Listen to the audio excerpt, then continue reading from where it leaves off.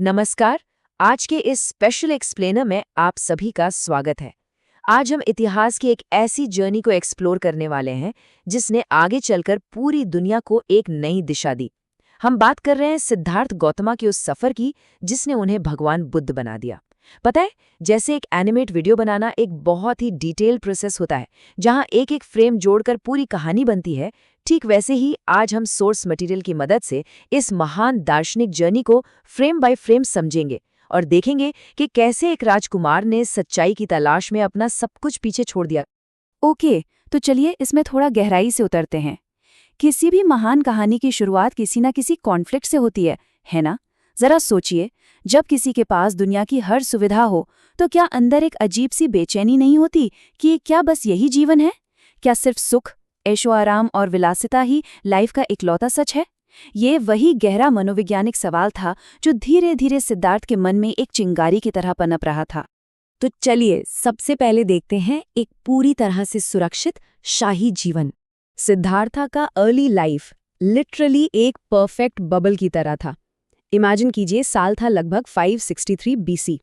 नेपाल के लुम्बिनी में राजा सुद्धोधना और रानी महामाया के यहाँ सिद्धार्था का जन्म होता है। उनका पूरा बचपन और जवानी एक आलीशान महल की चारदीवारी के अंदर बीती। उसके बाद यशोधरा से उनकी शादी होती है और उनके बेटे राहुल का जन्म होता है। इस पूरे टाइम स्पैन में उनके माता पिता ने ये पूरी तरह से इंश्योर किया था कि दुख या तकलीफ का एक छोटा सा साया भी सिद्धार्था तक ना पहुंच पाए। अब हमारे दिमाग में सवाल आता है कि आखिर इतनी एक्सट्रीम सिक्योरिटी क्यों? इसके पीछे एक बहुत ही मशहूर भविष्यवाणी थी।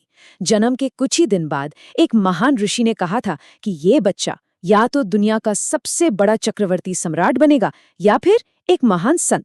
अब जाहिर है, राजा सुद्धोधना किसी भी हाल में यही चाहते थे कि उनका बेटा एक महान सम्राट ही बने। उन्हें डर था कि अगर सिद्धार्थ ने दुनिया का दुख देख लिया तो उनका मन संन्यास की तरफ चला जाएगा। इसीलिए उन्हें हर एक तकलीफ से दूर रखा गया। लेकिन रियलिटी से किसी को कब तक बचाया जा सकता है? आगे आता है जीवन के 4 दृश्य। एक दिन आखिरकार जब सिद्धार्थ अपने महफूज महल से बाहर निकले तो उनका सामना ऐसी 4 चीजों से हुआ जिसने उनकी पूरी दुनिया हिलाकर रख दी।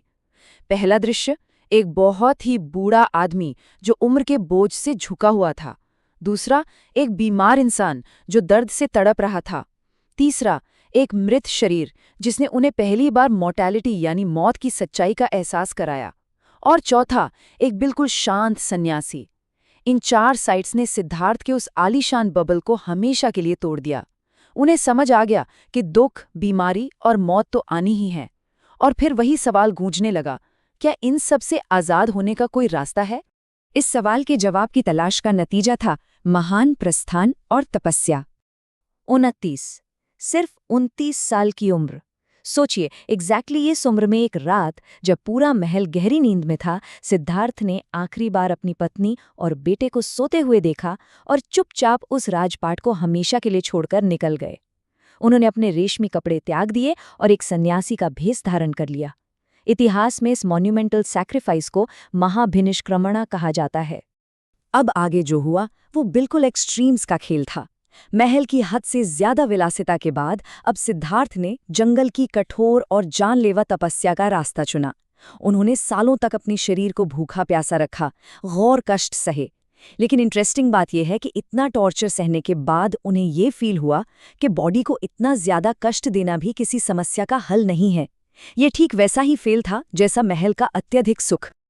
और यहीं से निकलकर आया एक बहुत ही प्रैक्टिकल कॉन्सेप्ट, मध्यम मार्ग यानी द मिडिल पाथ। ये लाइफ को जीने का एक बैलेंस्ड अप्रोच है, ना तो जरूरत से ज्यादा ऐशो आराम और ना ही जरूरत से ज्यादा कष्ट। सिद्धार्थ को ये बिल्कुल क्लियर हो गया था कि यूनिवर्सल ट्रूथ तक पहुंचने के लिए इन दोनों एक्सट्रीम एंड्स को छोड़कर एक संतुलित और बैलेंस्ड माइंडसेट को अपनाना ही पड़ेगा। इस बैलेंस्ड अप्रोच ने उन्हें उनकी मंजिल तक पहुंचाया, ज्ञान की प्राप्ति। बोध गया का वो पावन स्थल। एक पीपल के पेड़ के नीचे बैठकर सिद्धार्थ ने एक अटूट संकल्प लिया कि चाहे जो हो जाए, जब तक उन्हें परम सत्य या अल्टीमेट ट्रूथ का ज्ञान नहीं मिल जाता, वो उस जगह से नहीं उठेंगे। वो एक बहुत ही गहरे ध्यान में चले गए। और आखिरकार एक लंबी और पूर्ण एकाग्रता के बाद उनके अंदर का सारा अंधेरा गायब हो गया। उन्हें ज्ञान की प्राप्ति हुई और उसी पल सिद्धार्थ बन गए गौतम बुद्ध। तो अब आते हैं उस ज्ञान पर, बुद्धा की मुख्य शिक्षाएं। सारनाथ में जो उन्होंने सबसे पहला उपदेश दिया, उसकी सबसे खास बात पता है क्या है? वो इंसानी परेशानियों का परफेक्ट डायग्नोसिस करता है और तुरंत उसका इलाज भी बताता है। इसे 4 आर्य सत्य या द 4 नोबल ट्रूथ्स कहते हैं।